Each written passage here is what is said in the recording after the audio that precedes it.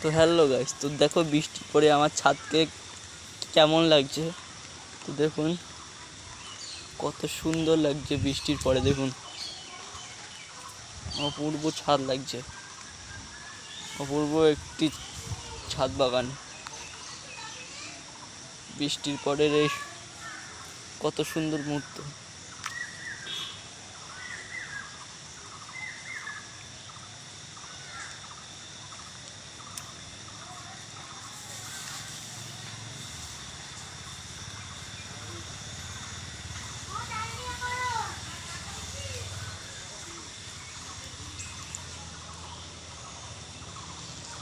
দেখুন বন্ধুরা, কত সুন্দর মুহূর্ত।